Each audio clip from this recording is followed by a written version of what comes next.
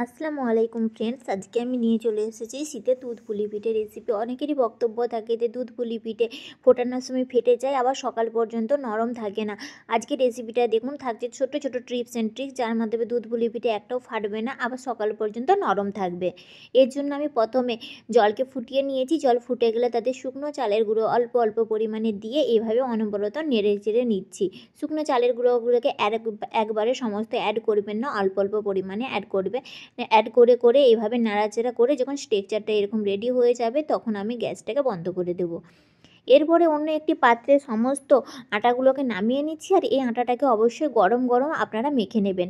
আটাগুলিকে আমি সামান্য জল হাত দিয়ে দিয়ে এভাবে মেখে নিচ্ছি। মিনিট 15 আমি আটাগুলোকে এরকম ডলে ডলে মেখে নেব। দেখুন কতটা সফট হয়েছে, আটাটা একটুকুনও কিন্তু গোলা পাকেনি।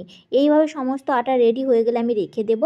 এরপরে গ্যাসে একটি কড়াই বসিয়ে নারকেলের যে কোড়াগুলো ছিল সেগুলো আমি সমস্ত দিয়ে বেশ কিছুক্ষণ ভেজে নেব। এতে নারকেল থেকে একটা সুন্দর গন্ধ বেরিয়ে আসবে। এইভাবে সামান্য নারকেলটা ভাজা হয়ে গেলে এর মধ্যে আমি অ্যাড করে দেব কুটে রাখা এলাচ আর তেজপাতা।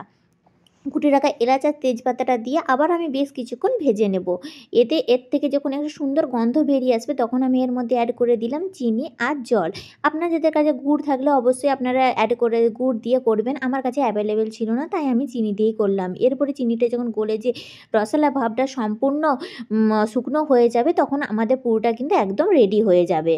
এরপরে আমি আবার আটাটার কাছে চলে আসলাম। আটাটা আবার একবার আমি হাতে করে মেখে নিলাম। মেখে নিয়ে আমি আটাটা থেকে আমি ছোটো ছোটো পরিমাণে করে লেচি কেটে নেব।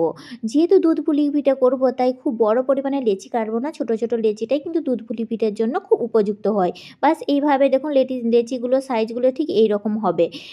এরপরে আমরা লেচিগুলো থেকে বাটি করে নেব। সামান্য তেল হাত দিয়ে দিয়ে আমি সমস্ত বাটি তৈরি করে নিচ্ছি। বাটি তৈরি করে নেওয়ার পরে আমি বাটিগুলোর ভিতরে সমস্ত পুর দিয়ে দেবো। পুর দিয়ে পুলিগুলোকে এইভাবে মুড়ে মুখগুলো সামান্য এরকম করে ডিজাইন করে নেব। আমাদের সমস্ত পুলি রেডি হয়ে গেছে। এরপরে আমি 1 লিটার দুধ নিয়ে তাতে চিনি দিয়ে ফুটিয়ে নিচ্ছি। আর এই দুধের মধ্যে আমি দিয়ে দেবো তেজপাতা আর এলাচ, কুটে রাখা এলাচ পাউডার থাকলে আপনারা অবশ্যই সেটা দিতে পারেন। দিয়ে আমি বেশ কিছুক্ষণ জাল দিয়ে দেবো। আমার কাছে যেহেতু গুড়টা অ্যাভেলেবেল ছিল না, তাই আমি কেশর অ্যাড করে দিচ্ছি। গুড় থাকলে আপনারা অবশ্যই দিতে পারেন। আমি নেক্সট কোনো একটা ভিডিওতে গুড় দিয়ে দুধ পুলি পিঠে রেসিপি নিয়ে আসার অবশ্যই চেষ্টা করব। এরকম অল্প অল্প করে আমি পুলি পিঠেগুলোকে দিয়ে দেব। সমস্ত পিঠে একসাথে অ্যাড করতে যাবেন না, অল্প অল্প পরিমাণে দেবেন।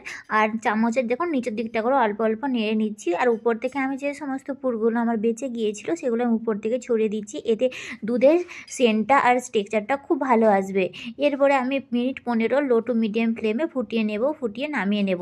দেখুন আমার একটা দুধ পুলিও কিন্তু ফাটেনি, আর সমস্ত দুধ পুলিগুলোই কিন্তু খুব নরম হয়েছে।